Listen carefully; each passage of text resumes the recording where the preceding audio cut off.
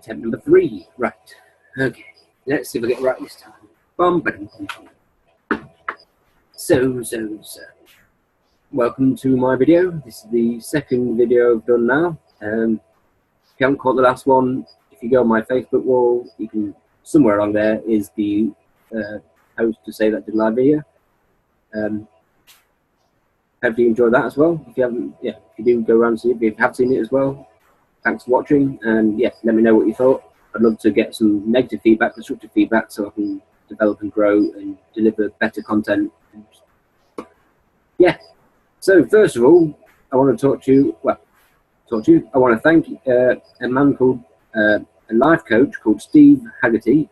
I've got that written down on the board for you. Stephen Haggerty. There we are. Keep up for a second. So basically, he's a life coach, and I've been talking to him recently, and he's helped me massively.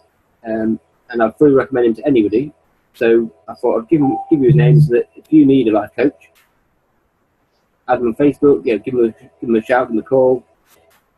I'm sure I'll be able to help you because he's absolutely fantastic. His energy is just insane. Like, it's so inspiring and motivating, and that's kind of where his energy is where I want my energy to be, if that makes sense. I want to be able to kind of motivate and inspire anyone to be their best. I think I said on the last video as well. I want everyone to be the best they can be. Most people don't realise their own potential sometimes. I've noticed that about a lot of people. They have no idea what they're capable of doing, what the amazing things they can achieve if they set minds to it. That kind of frustrates me as such, but I kind of want to help people come to. I want to help people become aware of what they have become. That makes sense. Going back a couple of years ago, the idea of me becoming an extrovert was just insane. But then I realised, meeting other introverts who can come across, can stand on stage and present as if they are an extrovert, and to all intents and purposes are convincing. But if you don't know what introvert and extrovert is, I'll give you a quick explanation because it's quite in depth. But an introvert would prefer to be on their own, for sitting and thinking and doing their own thing, to being out in a group around a bunch of people. I mean, when I'm in a group of people, I tend to zone out, to be honest. You might find it rude. I don't mean it to be rude. It's just how I've always been. I don't want to say bored of the conversation, but day-to-day conversations aren't very exciting for me. I'm a very big-term, strategic, long-term type of person. So if someone's talking about day-to-day, blah, blah, blah stuff, I just zone out, to be honest. So that's why I don't tend to try and not go to family events, because I don't want people to think I'm rude or anything. But I don't know. But so, mentioned Stephen. Thanks again, Stephen. I'll be speaking to you again privately, but I just thought I'd see if I can send any business your way. I mean, like I said, you've done a fantastic job so far, and you've not even helped that much. Well, I say not helped. You may not think you've done much, but you have. You've helped incredibly. So thanks for that. So next thing is just to talk to you about what's going on with me. Well, what is going on with me? So let's see. I think I need to go a step back before I go to now. So let's step back. Basically, last month, so in August now, so July, I took 8 days unpaid sick. So my paycheck for the end of August was pretty pitiful, really.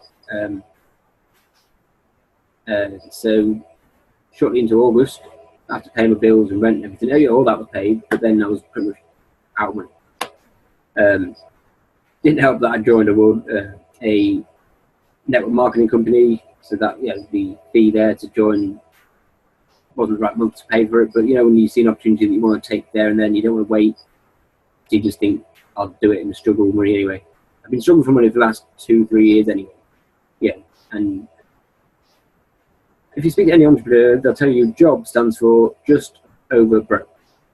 I agree completely. That's exactly how I've been for the last 2-3 years. Living paycheck to paycheck. To the point where if anyone wants me to spend an extra tenner and going out for a meal, I get anxious because I don't know if I can afford to. How I'm going to be at the end of the month if I do that. And I don't like living like that. That's kind of why I started this journey in the first place. For those of you who do live the paycheck to paycheck, that's not the only way to live. And let's talk more about that in future videos. But for now, I just want to kind of go over what I'm doing and what's going on with me. So yeah, so I was ran out of money in mid-August, not even mid-August, to be honest. It was the first few days, probably about 5 or 6 days into the month. You know, I was already low money. Last week I couldn't afford to put fuel in my tank to get to work, so I called in sick. But then obviously that meant that I took a week off, which I'm going to not get paid for this month. So I was starting to get myself stressed about how the hell am I going to survive. You know, I haven't got enough money for this month, let alone going to get paid at the end of the month. I'm not going to have enough money for next month. What friggin' hell am I going to do? So I've done a lot of soul searching. So the soul searching, basically, I decided that I've known for a long time I wasn't happy there. I guess I don't know. I kept thinking I keep trying to make it work, you know. But sometimes you just have to cut all cords and say it's not working. That's exactly what I've done today. So basically, today I went into work and handed my notice in and requested to take the notice period as garden leave because of the nature of the work. So I'm finding out soon when they call me back whether they'll give me garden leave. But if they don't, I've got another ace in my pocket, my sleeve. There's an ace somewhere. I don't know where, but basically, so I was at Cranwell and transferred across to Warrington recently. But whilst at Cranwell, I took on extra responsibilities to cover the regional accountant's role. When she left, basically, I was her succession plan. Yeah. So she nominated me to be the next her, basically. So they asked me to cover her role while they did the interview process. So I was covering her role for roughly 2, 3, maybe 4 months, and they'd agreed to pay me extra to cover her role. Yes, extra responsibilities. I never saw a penny of that. So in my mind, they still owe me. I mean, unfortunately, I was a bit of an idiot when he said that. You know, in an informal chat, when he said we'll pay you extra, he didn't agree an extra, what amount to pay me extra per month. So I've got no clawback with that. But if they say we're not giving you garden leave, then that's when I'm going to say, well, fine. I want the money that I know got paid for that doing that work, and I reckon that's roughly about a month's pay anyway. So I should be fine. Fingers crossed. If not, well, we'll make it work. You know, the fact that I'm handing my notice in now, coming out of work earlier. So, well, we're leaving there earlier. I just felt incredible. Never felt, probably I felt like that at some point in my life. But you know what I mean? That kind of energy, that kind of excitement for the future. No longer being, I mean, sounds hard to, I don't know how to describe, but I was just so anxious of even going into work because my colleague Sarah, she's got a unique personality type. She's one of the people that she'll think she's right even if she's wrong, and you can prove her wrong. And those sort of people are just hard to deal with, I find, you know, leaving be, really. You know, if someone thinks they're right when they're wrong, I'm happy to admit wrong if I'm wrong. You know, you tell me I'm wrong and prove it to me. Sorry, I'm wrong. Don't bother me at all. You know, I've been wrong thousands of times. I'll be wrong a million times in my life. You know, we make mistakes. I'm willing to admit when I make a mistake. You know, I don't see the point in denying it or hiding it. You know, maybe people fear that people won't respect them or whatever. But I find I respect people's honesty more. If they tell me they made a mistake and they're honest with me, I respect that far more than them lying to me to say that they haven't made a mistake. You know, personally. So where was I? I go off on a tangent sometimes. Let's see. So I've handed my notice in. So that feels fantastic. You might be wondering, well, what are you going to do for work now? I'm not going to do accounting anymore. I don't want to anyway. I don't really enjoy doing the day-to-day accounts. For me, it was more the driving the business forward is where I want to be, what I want to be doing. So this, I want to be taking on clients who, small business owners who just feel a bit maybe lost, lack direction, lack the vision to carry the business forward, or lost the vision maybe. I know a few businesses like that I'm approaching myself, but there's a lot of companies I feel that aren't use the company I just left actually as an example. Things that bother me are things like inefficiencies. When a company is doing things for the sake of doing something, when there's an easy way, a quick way to do it, I don't see why. Sometimes it costs to set that system up, that process, and that whatever up. But if it saves you money in the long run, fork the money out. Let's say it's going to cost you 500 quid, but it'll save you 250 quid a month. You've clawed that back within 2 months. So that's a great investment. Some people make investments they don't see the return for several years. So if you can see return within 2 months, that's a good investment in my mind. So inefficiency, they bother me, and duplication and things like that. So basically, my whole role really, not all of it, but a lot of it could be automated. I'm not an automation expert, but a lot of it can be automated, and I don't see why they haven't done already. I don't think they realise. Sorry, I've got my laptop. Blah, blah, blah. Right. I don't think they realise what they can do with that role. And that's when I was reading accounting, that's the sort of thing I was looking at doing, to look at what I would cut the hours down for the staff so that it saves the company loads and labour, basically. To give you an example, we use what's called Mesophyll system. It's basically a Microsoft Access database, with a user interface that they've created. Someone created. And that essentially runs everything we'd use for the mess. Records all the members, when they joined, whether they're there or not, basically, so that we can calculate all the subscriptions that they do each month. And it allows us to invoice the client, each mess member, basically. But the process, so we run the bills at the start of the month and hit print. So just visualize this, we hit print and it prints off all the invoices into a massive pile of paper. Depending on how many members, 600 to 1,000 members, that's a lot of paper.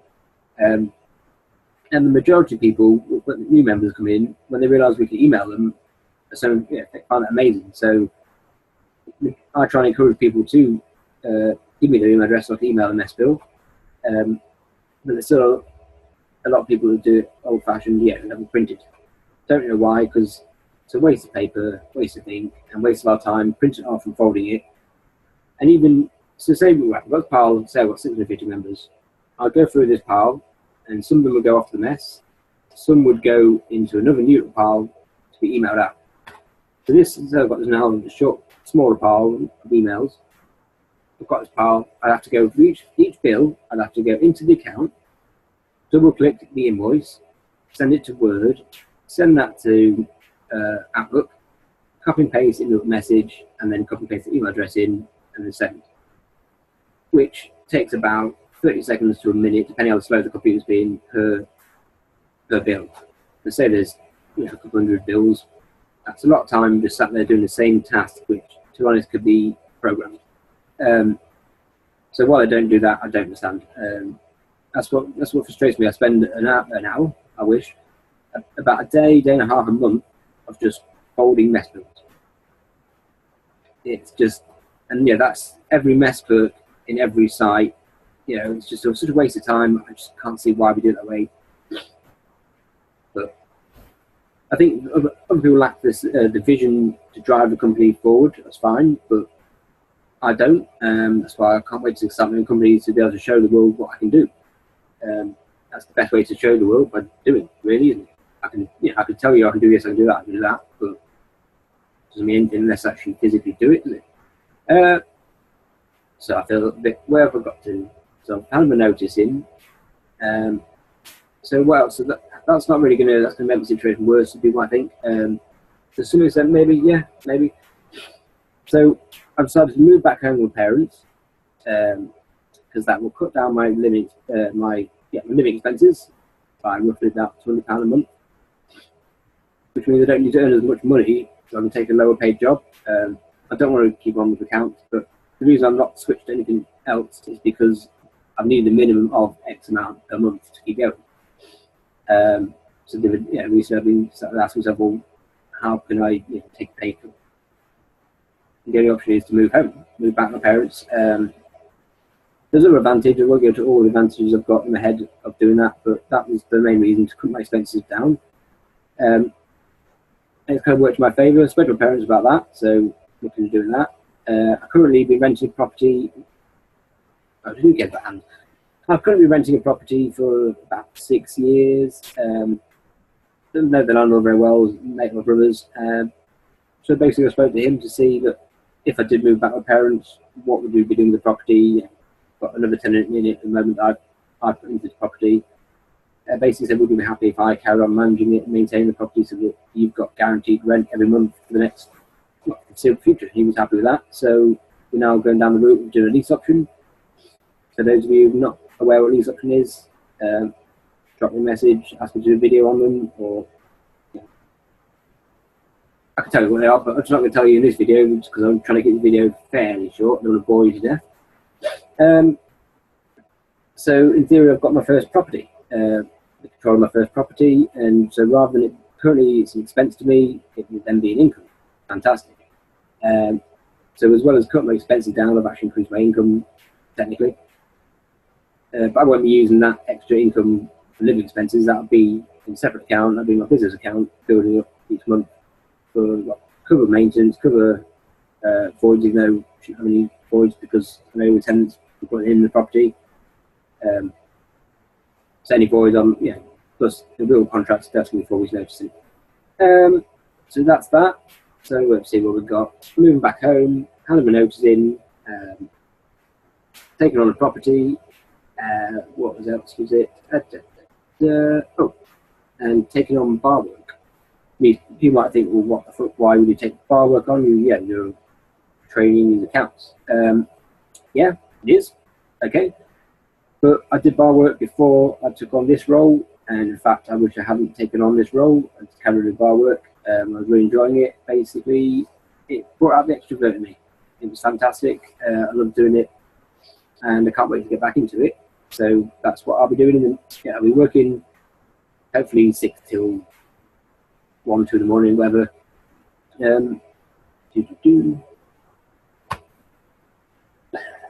Right. So yeah, I'll be working in the evenings, so that'll leave me available in the day, 9 till 5, to be able to go to do viewings for properties that I'm interested in, go to meet investors, and just be free in the day to get things I need done. So that's about it, really. Also, I've done a 10-year projection of my future accounts. I've done a 10-year projection of my personal and business income, expenditure, the cash flow, and balance sheet to kind of see what my future looks like. Financially, looks great, so that's kind of very encouraging. Now just stick with that plan and just to get it to close to that plan or even better than that plan. I mean, I've tried to be very conservative. The assumptions I've made, I've tried to make sure that they're reasonable. So yeah, things are looking good for the future. So with that, that's it. Actually, I'm going to tell you what for the future. Also, I'll also be looking at studying my CMAP. For those who don't know what that is, it will be my route to get into the financial services institution. I want to be able to help people financially, but I technically can't really give financial advice at the moment because I'm not a financial advisor. So I'll be looking to become a financial advisor so that I can assess people's situations and give them financial advice and where to go in the future. So I'm looking forward to that as well. So I'll keep updated on everything, but that's about it for now. Thank you very much and see you soon.